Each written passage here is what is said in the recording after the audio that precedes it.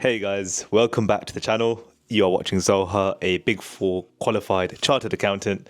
God, I need to get better at that.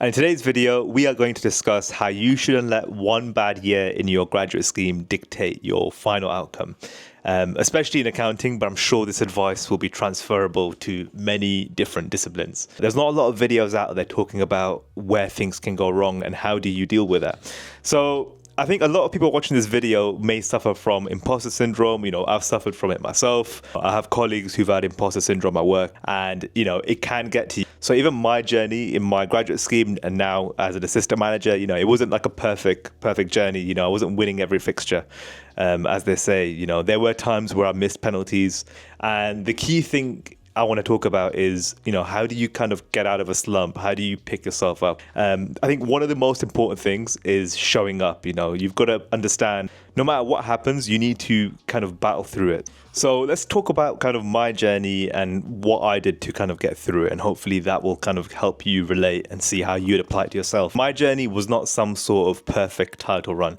if that's an analogy you want to use. There were times where I lost a few fixtures. The analogy I would give is, whilst it feels like at the end I won the league, there were times where, I lost 4-0 at Stoke on a rainy night on Tuesday. There were times where I missed a penalty where it counted, or times where, the results just weren't going my way. And, when you're in that situation, it's really important that you know how to deal with it, because what I find is there's two types of things that can happen. Let's say you're on a client and things just aren't going your way. You've made the perfect work plan. You've got a great team, you've got a manager, you've got the client, the relationship's great, you've set it all up. And it's like no matter what you do, the testing just doesn't get done or things just don't go your way. And what do you do in that situation? There's two things you can do. One is, of course, is that you let all of the negative energy that comes from that get to you, and you shy away and it starts affecting you, and that has a negative domino effect. Or you can use that to channel yourself into something positive. So what I found is, in my scenario, I guess in my final year of my graduate scheme, I found it really tough because I was doing the last 3 AC exams, which are really hard, the CR, SBM and case study. And, I was also balancing difficult clients, large clients. And, there were times where, finding the balance between the work and the studying, it can cause, it can get blurred, and you get to a stage where one starts to suffer. Now, the thing is, on paper, there was a plan to finish it, but for some reason, things just weren't working out the way I imagined them to. And in situations like that, you've got to take 2 steps back and you've got to just analyze and see, how do you overcome that? What do you do to kind of figure it out, essentially? So in a scenario like that, you've got to basically, the key is you have to accept and understand things aren't going to plan, and it's what do you do to deal with that? So the key thing I found in that year, so as that year was coming to an end, is I found, this hadn't been a great year. There were times where the projects just weren't going to plan.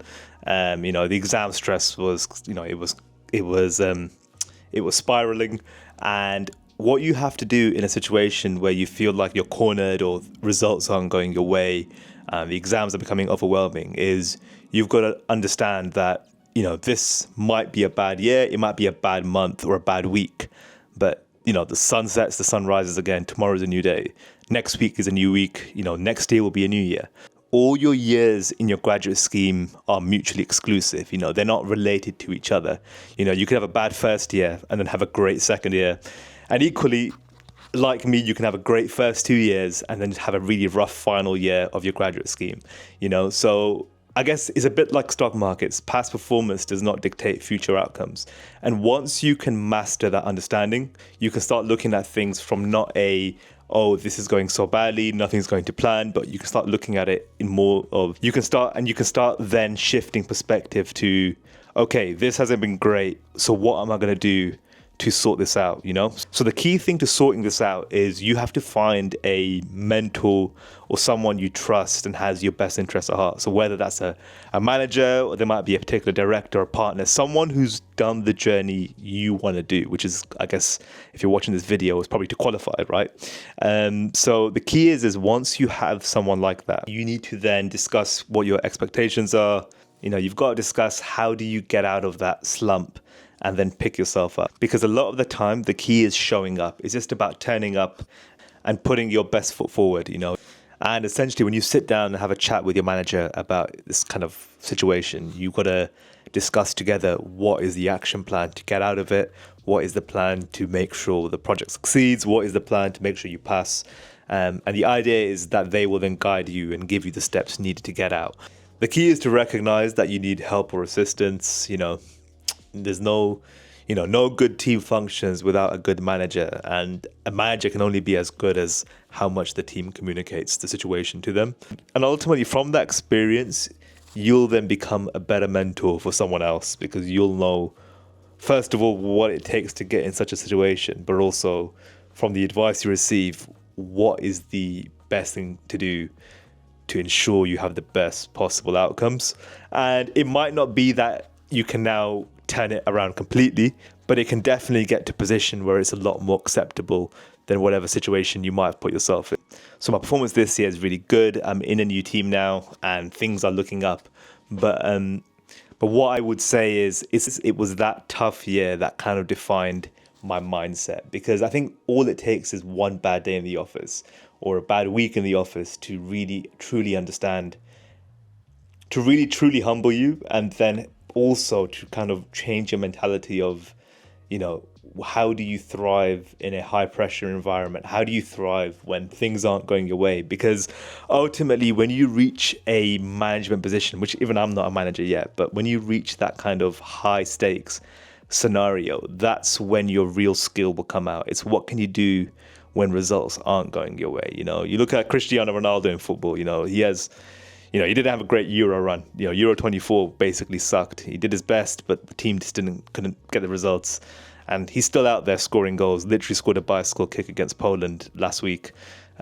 So what makes someone like that still turn up? And the answer is because you have to understand that past performance does not dictate future outcomes. You are going to have projects that don't go your way. You might have an exam that you fail, and the key is you don't dwell on it. You don't kind of sit there and you don't sit there and think, oh damn, I'm screwed, what do I do now? You've got to look at the positives and understand that you're in a situation and the only way out is to deal with the cards that you're dealt. But yeah, otherwise, that's my 2 cents. I am filming this at 11:30, so I am very tired. My voice is croaky, my nose is blocked. But I'm going to cut the video there. Hope you enjoyed. And yeah, see you on the next one.